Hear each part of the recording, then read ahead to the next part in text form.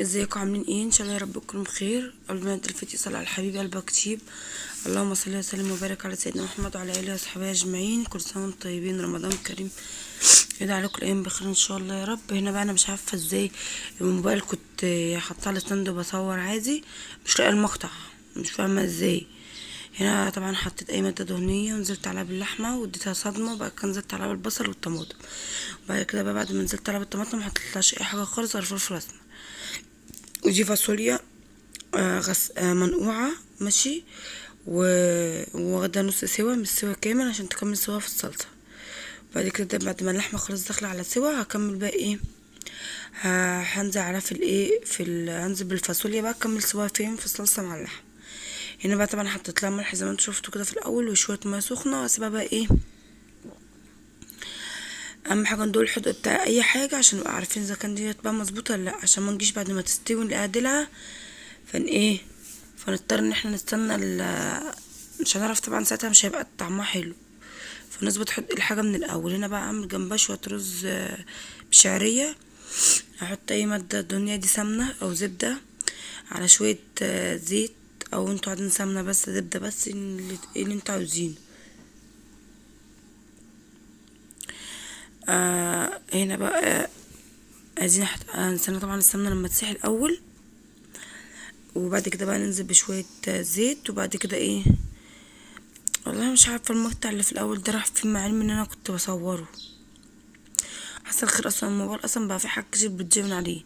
هنزل بقى شويه شعريه كده واحمرهم ياخدوا لون ذهبي.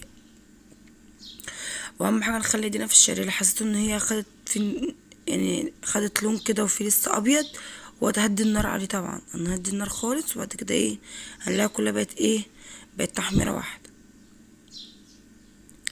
هنا بقى طبعا هكون غاسله كميه الرز اهيت، وانزل عليها ايه،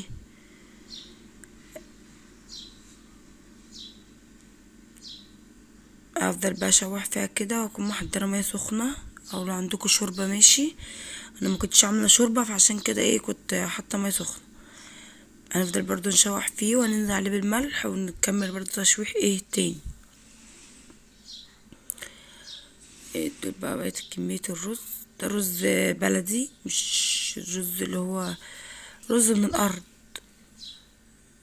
احنا بنسميه رز بلدي. هنا بقى انا حاسه ان القناه بقت واقعه كده، ومبقاش زي الاول، ومبقاش فيه لايكات ولا تعليقات ولا اي حد قليل، اول ما حد بيخش مش عارفه ليه.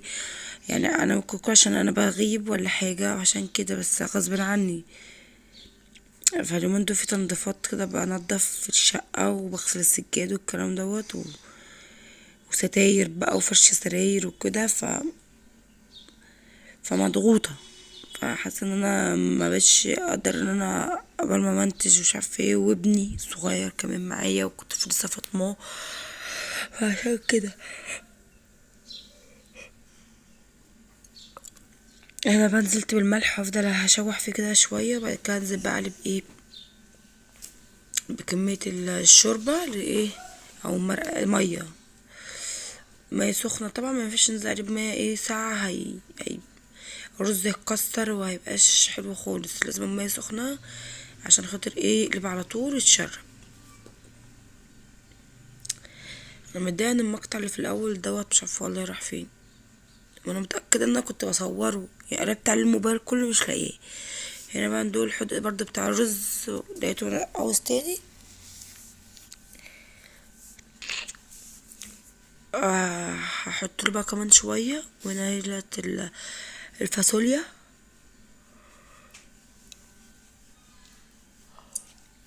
الفاصوليا هي كانت خلاص يعتبر داخله على سوا، او يعتبر كان خلاص كده ايه، يعني اهدي على بقى النار واسيبها ايه تعمل.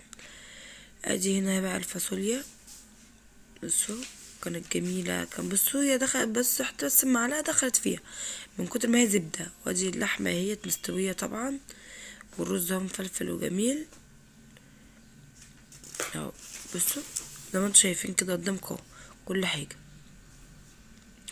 طبعا برضه دي وقت مثلا تنفع طبخة في يوم في رمضان محتارين نعمل ايه، ممكن نعمل كده لو احنا بنحب عندنا الأكلة دي. بس اشوفكم في فيديو جديد.